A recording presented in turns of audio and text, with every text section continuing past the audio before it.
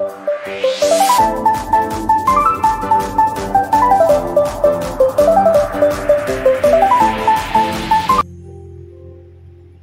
di surga, terima kasih sebab Engkau Allah yang peka, Allah yang peduli. Saat kami berserah, menyerah, mengangkat tangan, Engkau Allah yang setiap dan segera turun tangan, melawat kami, mengangkat kami, menolong kami. Pagi hari ini Bapak, kami mau mendengarkan sebagian firman Tuhan. Biarlah lewat firman Tuhan, tangan Tuhan bekerja menjamah setiap pribadi yang hadir di dalam ruangan ini, menjamah setiap pendengar firman-Mu ya Tuhan, sehingga benar-benar firman-Mu itu melakukan apa yang Engkau kehendaki dan tidak akan kembali dengan sia-sia. Biarlah kami sebagai pendengar, kami boleh melakukan apa yang kami dengar. Kami hidup sesuai dengan firman Tuhan. Kami boleh menjadi orang-orang yang beriman, yang tangguh, yang bertahan di dalam setiap pencobaan. Dan kami boleh menjadi anak-anak Allah yang hidup, yang berkemenangan. Bapa Surgawi, kami siapkan hati kami untuk firman Tuhan. Berbicaralah kepada kami. Kami serahkan hati dan pikiran kami, roh kami. Biarlah Kau penuhi dengan Roh-Mu yang kudus, penuhi dengan firman. Di dalam nama Tuhan Yesus Kristus kami sudah berdoa. Haleluya. Amin. Silakan duduk kembali. Shalom. Shalom. Shalom. Shalom. Puji nama Tuhan. Bapak Ibu Saudara yang dikasihi Tuhan, hari ini judul khotbah saya ciri-ciri orang percaya. Mungkin kita pikir, ya saya sudah tahu ciri orang percaya. Kita mungkin sudah mengerti. Puji Tuhan, haleluya, kalau sudah mengerti. Tetapi hari ini kita akan terus belajar. Bapak Ibu dikasih Tuhan, kematian adalah pintu menuju keabadian. Orang-orang yang di dalam Tuhan tentunya hidup bersama Tuhan di surga dalam keabadian. Kalau saya bertanya siapa yang mau masuk surga, tentunya semua kita mau masuk surga. Amin. Ada yang gak mau masuk surga? Tentunya gak ada. Saya percaya semua orang pengennya hidup di surga, kecuali dia gak percaya Tuhan, gak percaya adanya surga dan neraka. Masuk surga kemana? Karena ada juga orang yang gak percaya Tuhan, gak percaya surga dan neraka, ya. Tetapi firman Tuhan jelas sekali bahwa kita semua akan bersama-sama dengan Tuhan. Tetapi kalau ditanya siapa yang mau duluan ke surga, gak ada yang mau duluan. Saya juga gak mau duluan. Kan kira-kira gitu kan, masa mau duluan? Alasannya macam-macam. Ya. Tapi saudara dikasih Tuhan, Rasul Paulus berkata bahwa dia lebih senang tinggal di surga daripada di bumi, karena lebih bahagia, lebih nyaman. Hidup di surga, hidup yang senang, betul? Amin. Iya. Tetapi kalau soal jadwal ke surga ada kloternya. Tapi kloternya kita nggak dikasih tahu kapan. Kita nggak dapat jadwalnya. Tiba-tiba dipanggil, gitu kan? Kloternya. Panggil namanya, kloter ke 1000. Nah, berangkatlah kloter ke 1000. Ini kira-kira ya. Sudah dikasih Tuhan. Kalau kita pergi ke rumah duka, ini adalah tempat kita bisa merefleksi hidup kita. Kenapa? Di rumah duka kita akan merefleksi. Kalau saya dipanggil Tuhan, apakah saya akan bersama Tuhan? Ya, bagaimana kehidupan saya? Apakah saya layak di hadapannya? Itulah refleksi yang kita bisa lakukan. Orang-orang yang sudah dipanggil Tuhan sudah selesai. Tapi ketika kita datang ke rumah duka, kita tentu harus menilai diri kita. Siapa kita? Apakah kita benar-benar siap ketika Tuhan memanggil kita? Nah, kita akan membaca bersama-sama dari kitab 1 Tesalonika pasal 5. Kita lewati ini ya. Slide-nya. Ya. Pasal 5 ayat 16 dan 18. Ya. 3 ayat tapi pendek. Ya. 1 Tesalonika 5 pasal 5 ayat 16 sampai 18. Mari kita membacanya secara bersama-sama serentak. 2, 3. Bersukacitalah senantiasa, tetaplah berdoa, mengucap syukurlah dalam segala hal, sebab itulah yang dikehendaki Allah di dalam Kristus Yesus bagi kamu. Kita kembali ke atas. Ya, ini pengantarnya. Ya. Nah, kalau kita membaca surat 1 Tesalonika ini, ya, mengajarkan tentang keadaan orang meninggal. Pasal 4, 13 sampai 18. Kita bagian akhirnya itu yang pasal 4, pasal 5. Supaya orang-orang percaya itu hidup berjaga-jaga. Maka saya katakan ke rumah duka itu kita harus refleksi. Apakah saya sepanjang hidup saya sudah berjaga-jaga sebagai orang beriman, sebagai orang percaya? Apakah sebagai orang yang setia? Ketika Yesus datang, ketika aku dipanggil, ku udah mati bahwa engkau setia. Apakah kita setia? Nah, di dalam penutup suratnya ini, Rasul Paulus mengingatkan agar selalu menjaga hubungan dengan Allah sebagai orang percaya. Hubungan kita dengan Tuhan harus dijaga. Di dalam ayat 16 sampai 18 ini diajarkan bagaimana seharusnya orang percaya itu hidup. Maka dari sini kita lihat ada 3 ciri orang percaya. 3 ciri orang percaya. Bagaimanakah sikap kita menghadapi kesulitan dan duka cita? Kita lihat latar belakangnya Paulus supaya kita siap. Gereja di Tesalonika juga pada waktu itu juga menghadapi tekanan. Mereka menghadapi ancaman. Mereka hidupnya tidak nyaman-nyaman seperti kita. Mendapat tantangan dari orang-orang yang tidak percaya. Itu keadaan mereka. Tetapi kalau kita membaca surat Tesalonika secara keseluruhan dari pasal 1, Rasul Paulus begitu memuji mereka. Dari pasal 1, bahwa kesaksian hidup mereka sungguh luar biasa. Bahkan kesaksian mereka tersebar ke seluruh provinsi Makedonia. Mereka sebagai orang yang percaya. Ada 3 hal yang kita ingat sebagai ciri orang percaya, ya, yaitu pertama bersukacita. Duka cita tidak boleh mengubah hati kita kepada Tuhan. Ya.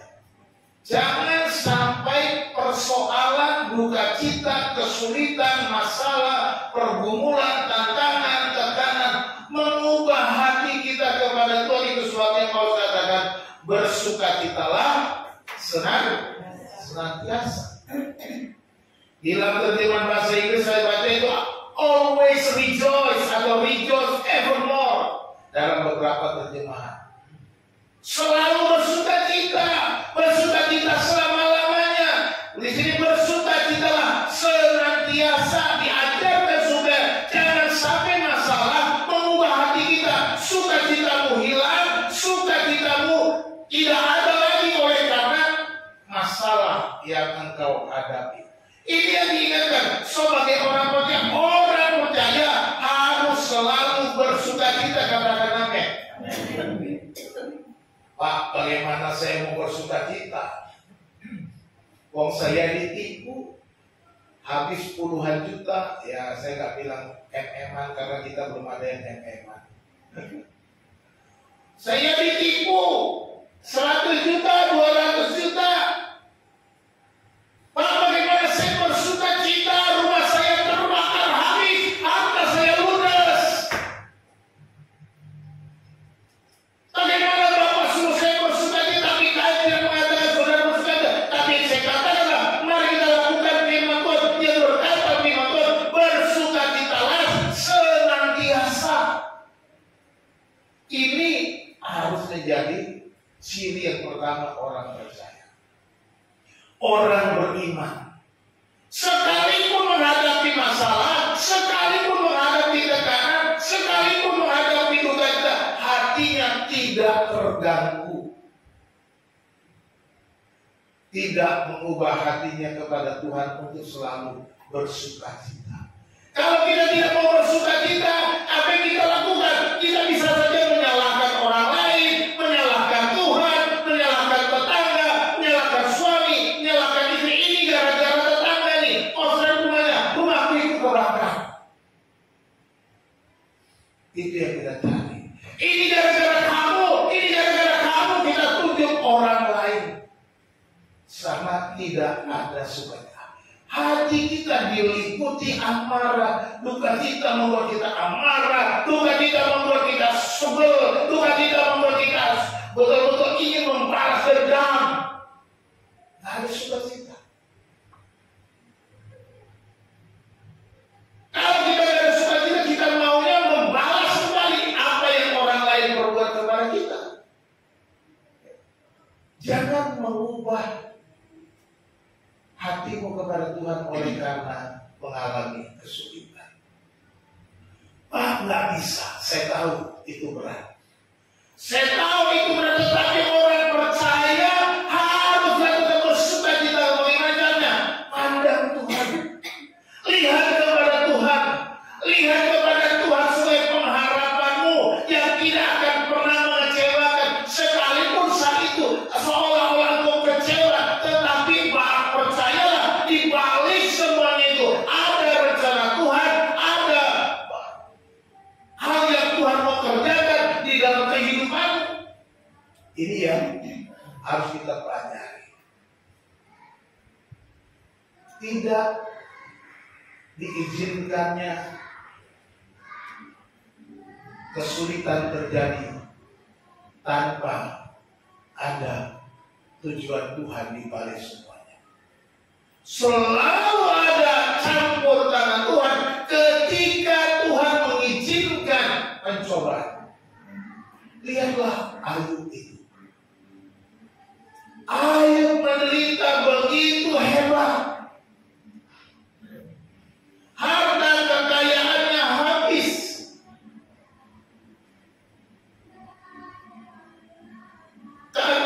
Domba-domba tak semua hal.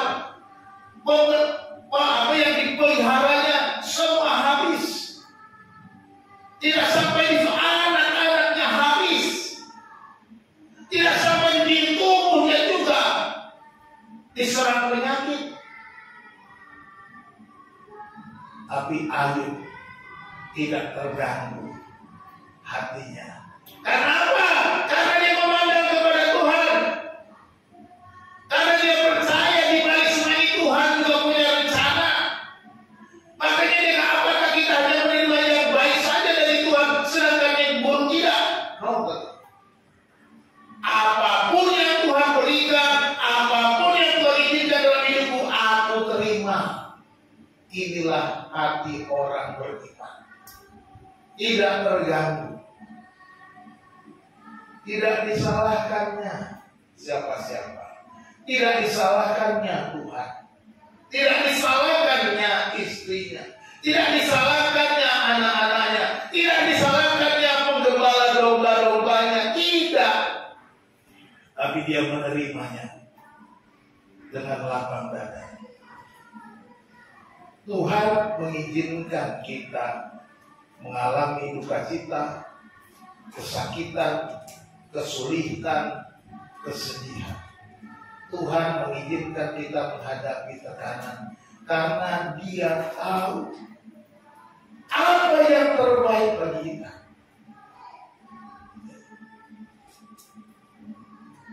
Bukankah kita yang bilang, Tuhan berikanlah aku kekuatan. Ketika kita meminta kekuatan, maka Tuhan memberikan kita tantangan, tanggungan, beban untuk kita hadapi supaya melatih, supaya kita kuat. Tuhan berikan aku kekuatan. Kekuatan untuk apa? Menghadapi tantangan. Dikasih tantangan supaya kita dilatih kuat dari tetap kuat. Apa Ferdinand asal ngomong nggak ngalami? Siapa bilang nggak ngalami? Saudara, dengan saya sama aja, manusia juga. Saya juga menghadapi tantangan, saya juga menghadapi tekanan, saya juga menghadapi masalah ekonomi, saya juga menghadapi masalah politik, saya menghadapi semuanya.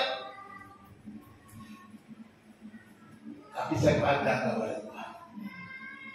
Di balik semua itu, saya percaya Tuhan tidak pernah tinggal diam. Tuhan tidak pernah membiarkan saya. Oleh sebab itu hatiku tak mau diganggu oleh karena masalah-masalah. Itu sebabnya Rasul Paulus juga dalam pasal 4 ayat 13 bilang, selanjutnya kami tidak mau saudara-saudara bahwa kamu tidak mengetahui tentang mereka yang meninggal, supaya kamu jangan berduka cita seperti orang-orang lain yang tidak mempunyai pengharapan. Orang di Tesalonika ini kan, aku gak mau kamu itu berduka cita, kamu itu tidak duka cita seperti orang-orang lain. Artinya orang-orang lain di sini orang-orang yang tidak percaya. Jadi kita orang yang percaya jangan berduka cita terus, karena kita punya pengharapan. Itu perbedaannya. Ketika kita mengalami kesulitan, masalah, kita punya pengharapan. Kalau kita punya pengharapan, maka hati kita akan tetap tenang. Kita percaya langkah kita pasti, tujuan kita pasti. Allah menyertai kita, Allah menuntun kita, Allah akan memberikan yang terbaik di depan sana. Amin. Amin. Yang kedua, kita belajar untuk selalu berdoa. Ya. Kemarin hari Jumat, Bu Hana mengajar dari Matius 1 Lukas. Mintalah, Matius 7 ayat 7. Mintalah maka akan diberi. Carilah maka akan mendapat. Ketoklah maka pintu akan dibuka. Tentang doa. Inilah. Nanti suatu saat saya mau kupas itu lagi. Nanti 7 ayat 7. Saya sudah siapkan juga mau kupas nanti. Ya, tentang doa. Ya. Masalah tidak boleh merusak hubungan kita dengan Tuhan. Amin. Hubungan kita dengan Tuhan tidak boleh rusak oleh karena putus cinta. Oleh karena pergumulan-pergumulan. Oleh karena setoran kurang. Yang suka pakai setoran, segini udah. Ibu-ibu sabarlah. Ya, jangan hubungan kita rusak. Jangan hubungan kita terputus oleh karena hal-hal yang menyakitkan hati kita. Memang menyakitkan. Tapi dikatakan firman Tuhan apa? Tetaplah tetaplah berdoa, berdoalah tanpa henti, unceasingly pray. Berdoalah tanpa henti. Yesus berkata, berdoalah dengan tidak jemu-jemu, kata Yesus. Lalu dia ceritakan seorang janda yang datang kepada seorang hakim yang zolim. Pak Hakim, tolong bela aku. Aduh, Pak Hakimnya gak mau karena orang miskin, gak ada duitnya. Tapi karena janda ini terus minta Pak Hakim. Akhirnya Pak Hakim bilang apa? Mendingan aku bela aja daripada tiap hari ini aku gak bisa tidur, terganggu terus. Dibelalah, selesai. Yesus sudah perhatikan hakim yang lalai itu. Bapaknya di surga tidak akan pernah menunda-nunda kalau kamu meminta kepadanya.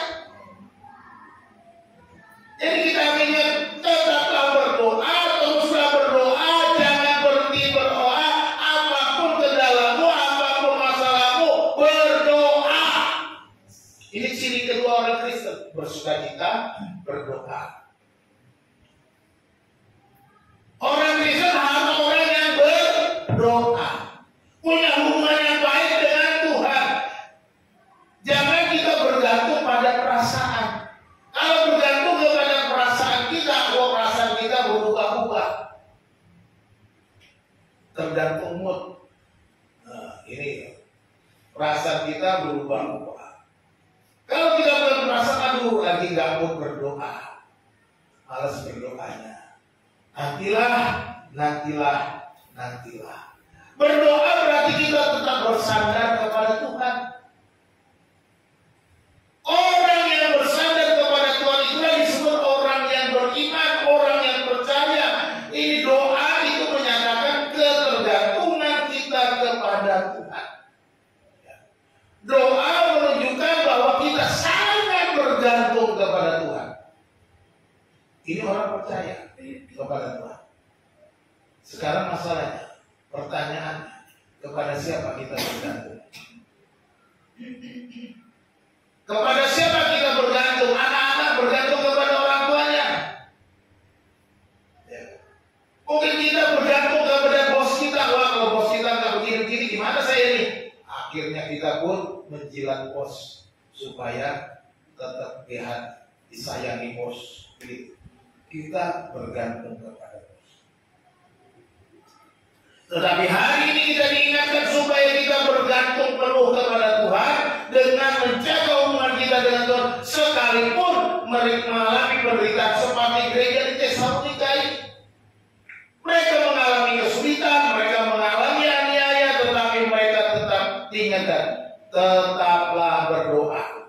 Kata tetaplah berdoa, mereka tetaplah berdoa. Artinya apa? Mereka sudah berdoa, tapi jangan berhenti. Saudara mungkin sudah berdoa, saya katakan jangan berhenti. Ketika sudah Pak, saya sudah berdoa sekian lama, udah bosan Pak, saya katakan jangan berhenti. Saya diingatkan Bapak rohani saya ketika saya dulu belum masuk sekolah kita, masih dalam pembinaan. Dia katakan, Ferdinand, ingat baik-baik. Ketika kamu malas berdoa, disitulah kamu harus ambil keputusan untuk segera berdoa. Karena saat itulah Tuhan ingin memberkati kamu. Tetapi kalau kamu malas dan terus melanjutkan malasmu, berkatmu hilang. Itu yang diingatkan Tuhan saya. Dan itu saya pegang sampai saya ingat itu sampai makanya saya bisa sampaikan. Enggak, itu baik-baik. Terus berdoa, saudara mungkin sudah berhenti, jangan berhenti berdoa, tetaplah berdoa. Firman Tuhan katakan, doa menyatakan bahwa kita tidak berdaya, ya. Kita tidak punya kemampuan, sehingga kita harus berserah kepada Tuhan. Kekuatan kita nggak seberapa. Kita orang yang lemah. Kita orang yang punya keterbatasan. Betul? Siapa di sini yang nggak punya keterbatasan? Siapa di sini Superman? Nggak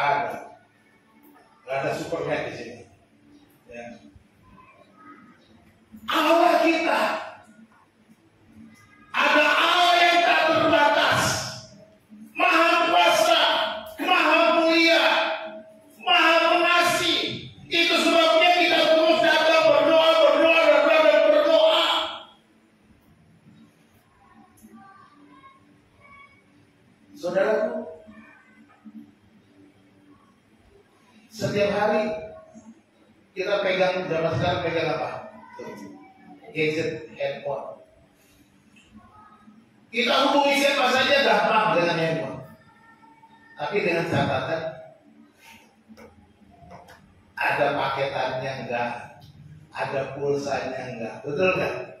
Kalau paketnya habis, bisa menghubungi orang, putus juga hubungan, ya kan? Tetapi saya mau katakan, doa adalah alat komunikasi yang paling murah, karena tanpa bayar bebas pulsa. Doa adalah akses kita kepada Tuhan yang bebas pulsa. Ada paketan, saudara berdoa nyampe kepada Tuhan. Nggak perlu pulsa, saudara. Nggak perlu pakai mesin, nggak perlu pakai alat, nggak perlu pakai gadgetmu, nggak perlu pakai Zoom, nggak perlu kepada Tuhan. Tinggal masuk kamar, kunci katanya, berdoa kepada Tuhan. Udah, murah, meriah. Terlalu murah dan terlalu gampang, hanya dengan datang kepada kita sudah datang, kita sudah sampai berhubungan dengan Tuhan Sang Maha Kuasa itu, yang tak terbatas itu, yang dapat mengatasi segala persoalan kita. Walaupun kita menghadapi tekanan, datang kepada Dia. Jangan karena masalah tekanan saudara jadi malas berdoa. Saudara tidak mau lagi berdoa. Saudara tidak mau lagi datang kepada Tuhan. Ini adalah akses kita satu-satunya. Cuma doa. Ya. Ada lagukan, dia hanya sejauh doa. Tuhan itu hanya sejauh doa. Apa Tuhan doa? Apakah Tuhan jauh? Nah, ketika kita berdoa, Dia dengar kita. Ketika kita mencucurkan air mata, Dia tahu keluhan hatimu. Ketika kita mengungkapkan perasaan kita, Dia mengerti apa yang kau rasakan. Dia tahu itu, Dia bisa memberikan jawaban yang tepat, jawaban yang terbaik, jalan keluar yang benar untuk setiap persoalan. Katakan amin. Ini yang harus kita ingat baik-baik. Jangan pernah lengah. Apapun masalahmu, tetaplah berdoa. Rumah gadai aja, pegadaian aja, berani bikin semboyan apa? Mengatasi masalah tanpa masalah. Apa ya? Rumah gadai itu pegadaian, mengatasi masalah tanpa masalah. Tapi ada catatannya sebenarnya, akan datang masalah lagi gitu. Ya kan, ketika nggak bisa nebusnya, ya masalah lagi gitu. Tanpa masalah, kita datang, oh ini selesai, dapat duit, masalah selesai, untuk dapat duit, tapi datang masalah baru. Jadi catatannya itu nggak ditulis, jadi hati-hati. Apalagi kalau saudara pakai pinjol, jangan main-main di pinjol. Nanti saudara dicekek, nanti saudara terjepit makin susah. Jangan pernah lari ke pinjol. Lari kemana? Tuhan. Doa. Apa Tuhan bisa sediakan? Saya katakan bisa. Asal kita benar-benar patuh, benar-benar tunduk, benar-benar percaya. Tuhan pasti kasih jalan keluar masalahmu apapun. Itu yang saya alami. Saya tidak pernah dikecewakan. Itu yang saya hadapi. Itu yang saya lakukan. Sehingga saya bisa berkata, tetaplah berdoa. Seperti firman Tuhan katakan. Ciri yang ketiga, bersyukur. Penderitaan tidak boleh menghambat kita untuk bersyukur. Haleluya. Masalah, penderitaan, duka cita, pergumulan jangan menghambat kita bersyukur. Makanya dikatakan mengucap syukurlah dalam segala hal, sebab itulah yang dikehendaki Allah dan Kristus Yesus bagi kamu. Mengucap syukurlah dalam segala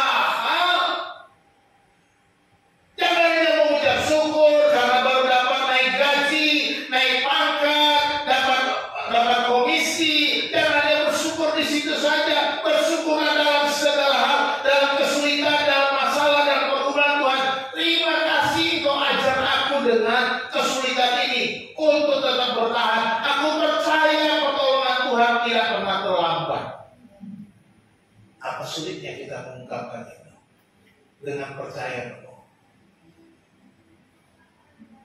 Iya Pak, kalau sedang ngomong teori gampang, tapi pengalaman pahit Pak nggak bisa. Karena kita sudah bilang nggak bisa, berat dan sebagainya, maka itu akan menjadi berat. Kenapa? Hati kita tidak mau bersyukur. Hati kita tidak mau bersyukur, maka kita bilang berat. Tetapi ketika kita punya pengharapan, kita memandang Tuhan, maka kita mengucap syukur dalam segala keadaan. Sebab itulah yang dikehendaki Allah. Allah mau supaya kita semua selalu bersyukur. Itu maunya Tuhan. Tapi maunya diriku nggak bisa, karena diriku tertekan. Jadi kita mau pilih mana? Mauku atau maunya Tuhan? Itu pilihan kita. Kalau kita sebagai orang percaya kepada Tuhan, maka kita harus ikuti maunya Tuhan. Maka kita bersyukur kepada Tuhan apapun yang kita hadapi. Mengucap syukurlah dalam segala hal, sebab itulah yang dikehendaki Allah. Di dalam Kristus Yesus, bagi kamu, bagi kita, Allah mau. Sebagai orang-orang percaya kita selalu bersyukur. Tuhan mau supaya bersyukur menjadi pola hidup, ya, menjadi gaya hidup kita, menjadi lifestyle hidup kita. Ini yang harus dilakukan. Bersyukur, bersyukur, bersyukur, bersyukurlah, bersyukur karena kasih setiamu. Amin. Apakah ketika kita menghadapi kesulitan kasih setia Tuhan hilang? Tidak. Kasih setia Tuhan akan semakin dinyatakan ketika kita selalu bersyukur. Kasih setia Tuhan akan kita rasakan ketika kita bersyukur. Apapun yang terjadi, kita harus senantiasa tetap bersyukur. Selalu bersyukur. Bersyukur menunjukkan bahwa kita adalah orang yang beriman. Ini tanda kita beriman. Makanya saya sebut ini ciri orang percaya. Bersukacita, berdoa, dan bersyukur. Ini tiga hal ini harus menjadi ciri khas kita. Selalu bersyukur, mengucap syukur di dalam segala hal. Mengucap syukur dalam hal-hal yang pahit, seperti Ayub saya katakan tadi. Dia mengucap syukur. Hal-hal yang baik yang dia terima, hal-hal yang buruk diterimanya, dia selalu bersyukur. Jangan pernah mengeluh, bersungut-sungut. Jangan pernah mencari kambing hitam, saling menyalahkan, suami istri saling menyalahkan, akhirnya bertengkar. Kenapa? Gak mau bersyukur. Bersyukur-syukuri. Orang dunia aja nyanyinya suruh bersyukur ya. Syukuri apa adanya, hidup adalah anugerah. Itu orang dunia bilang begitu. Nah kita sebagai orang percaya sudah disuruh mengucap syukurlah dalam segala hal. Sulit. Ini firman Tuhan. Jadi lagu tadi itu lagu rohani juga. Karena disuruh syukuri apa adanya, hidup itu anugerah. Betul nggak hidup itu anugerah? Betul, sesuai Alkitab. Di luar sana, saya mau kasih tahu, ada nilai-nilai universal. Nilai-nilai universal itu semua sama untuk semua orang. Jadi kita bisa, nilai-nilai universal yang sama, kita bisa pakai, nggak apa-apa. Apakah orang-orang di luar sana tidak mengajarkan kebaikan? Mengajar kebaikan, itu nilai universal. Makanya kita bersyukur itu rupanya juga nilai universal. Ditekankan oleh firman Tuhan supaya kita mengucap syukur dalam segala hal. bukan hanya hal-hal yang baik saja. Bersyukur bahwa kita itu adalah orang yang beriman. Bersyukur menandakan kita orang yang menjaga hati kita. Amin. Amsal 4 ayat 23 isinya apa? Udah hafal pasti. Ya. Jagalah, mari kita sebutkan 1, 2, 3. Jagalah hatimu dengan segala kewaspadaan, karena dari situlah terpancar kehidupan. Kehidupanmu terpancar dari hati. Jadi kalau kau bersyukur, itu kehidupanmu benar-benar orang yang beriman. Jaga hati dengan segala kewaspadaan. Ketika kita menjaga hati, kita bisa bersuka cita. Ketika kita menjaga hati, kita bisa berdoa. Ketika kita menjaga hati, kita bisa bersyukur. Sekalipun jemaat di Tesalonika itu mengalami tekanan, aniaya dan orang tidak percaya, Paulus mengingatkan untuk mereka selalu mengucap syukur. Apakah jemaat bilang, Pak Paulus, jangan asal ngomong, ini penderitaan sulit. Paulus bilang, aku sudah menderita lebih. Malah bilang, suratnya di Kolose bilang, apa yang kurang pada penderitaan Kristus ditanggungkan kepada penderitaan ini. Luar biasa. Paulus sudah mengalami kesulitan, tapi dia jaga hati. Dia tetap bersuka cita. Dia tulis kepada gereja di Filipi, bersuka cita dengan aku kepada orang Filipi. Paulus orang yang selalu berdoa. Masuk penjara apapun yang mengalami, dia berdoa menyembah Tuhan. Gak ada yang lain. Paulus yang selalu bersyukur karena hidupnya penuh dengan limpahan syukur apapun yang dialami. Pertanyaannya, apakah Anda bersuka cita hari ini? Amin. Siapa yang bersuka cita hari ini? Haleluya. Puji Tuhan. Ya. Harus hari ini harus bersuka cita. Pak, tadi pagi sempat hilang sukacitaku. Kenapa? Itu. Lagi makan bersama anakku pecahin piring. Kesel jadinya, Pak. Ya, itu contoh. Tapi kita belajar. Kalau kita pilih mana? Mukul anak atau bersyukur? Bersyukur. Piring pecah bisa diganti. Anak pecah tak bisa diganti. Tidak bisa lagi. Bagaimana gantinya? Mau bikin lagi nanti rugi sendiri sampai sendiri. Ya. Jadi bersukacitalah. Tenang. Kedua, sudahkah Anda berdoa hari ini? Amin. Berdoa. Pasti semua sudah berdoa. Tapi ingat, tetaplah berdoa. Jangan berhenti berdoa. Teruslah berdoa. Amin. Sudahkah Anda bersyukur untuk hal-hal pahit hari ini? Sudah bersyukur untuk hal-hal yang tidak menyenangkan? Mari kita terus bersyukur. Badai pasti datang, tapi kita harus selalu bersyukur ya. Bersyukur kepada Tuhan. 3 hal ciri orang percaya. Yang pertama, bersuka cita. Bersuka cita. Itu yang pertama. Sukacita sejati itu berasal dari Tuhan. Tak tergantikan. Ya. Pandanglah kepada janji-janji Tuhan. Ini pengharapan kita. Agar tetap dapat bersukacita, bukan fokus kepada masalah. Ya, jangan kepada masalah fokusnya. Pandang janji Tuhan. Inilah pengharapan kita. Dengan memandang janji Tuhan, pegang janji Tuhan dengan sepenuh hati dan senang hati, kita bisa bersukacita. Di balik perkara-perkara sulit akan ada sukacita yang bersama. Amin.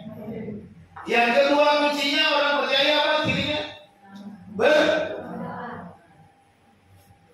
Berdoa. Orang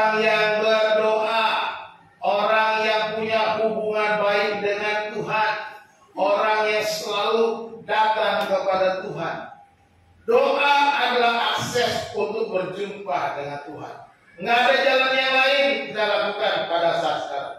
Kalau kita sudah di surga, baru kita sudah bertemu muka dengan muka, tenggelam di dalam kasih-Mu Bapa, udah menghadap Tuhan. Kalau udah di surga, ya. Doa itu akses. Kalau mau berjumpa dengan Tuhan, kita bersyukur Yesus Kristus datang ke dunia ini supaya memberikan jalan kepada Bapa. Dia berhak jalan kebenaran dan hidup. Tak seorang pun dapat datang kepada Bapa kalau tidak melalui aku. Karena ada Yesus, kita punya akses jalan kepada Bapa di surga. Kita punya jalan kepada Tuhan, mendapatkan pertolongan yang terbaik dari Tuhan. Gunakan setiap waktu untuk berdoa agar menerima pertolongan Tuhan. Gunakan untuk berdoa. Yang ketiga, selalu bersyukur. Bersyukur di dalam segala perkara, di dalam segala hal. Mensyukuri setiap hal yang kita alami, mengajar kita untuk semakin mengenal Tuhan dan bertumbuh. Ya. Ketika kita mensyukuri segala hal yang kita alami, kita akan semakin mengenal Tuhan. Oh, betapa baik, betapa ajaib, betapa luar biasanya Tuhan. Karena di sana Tuhan akan bekerja, Tuhan bertindak, Tuhan melakukan, dan kita akan bertumbuh dalam percaya kita kepada Tuhan. Ini yang harus kita lakukan. Ketika kita mulai terbangun, bersuka kita, berdoa dan bersyukur, kita akan naik step kita terus menerus. Level iman kita akan naik. Apapun yang kita hadapi dalam persoalan rumah tangga, dalam persoalan pribadi, dalam pekerjaan, kita akan tetap naik step kita. Karena apa? Di sanalah kita lihat Tuhan bekerja. Tuhan Yesus memberkati kita berdoa. Allah Bapa di surga, terima kasih untuk firman Tuhan yang mengingatkan kami 3 hal yang menjadi ciri yang harus kami miliki sebagai orang yang beriman, orang yang percaya kepada, yaitu orang yang selalu bersuka cita di dalam segala perkara, orang yang terus berdoa, yang tetap berdoa, yang tidak pernah henti-henti berdoa di dalam segala situasi, dan selalu bersyukur di dalam segala hal, karena Engkau mau supaya kami selalu bersyukur. Dan kami percaya ketika kami bersyukur, Engkau akan campur tangan, Engkau akan turun tangan saat kami menyerah. Tuhan campur tangan dan memberikan jalan keluar. Terima kasih Tuhan. Ajar kami mengingat 3 hal ini, supaya ketika kami menghadapi pencobaan, kami tetap bersuka cita, kami tetap berdoa, kami tetap bersyukur, dan kami tidak kehilangan kemurahan dan kebaikan ya Tuhan. Terima kasih Tuhan, hamba-Mu berhenti berbicara. Ya Bapa yang baik, kiranya firman Tuhan ini memberkati kami, menolong kami bertumbuh dalam kehidupan kami, sehingga kami boleh naik dan semakin naik, sehingga kami boleh melangkah dengan iman kami, melayani-Mu, memuliakan nama-Mu. Terima kasih Tuhan. Roh Kudus biarlah Kau terus berbicara kepada kami di setiap nafas kami. Di dalam nama Yesus Kristus kami berdoa. Haleluya. Amin.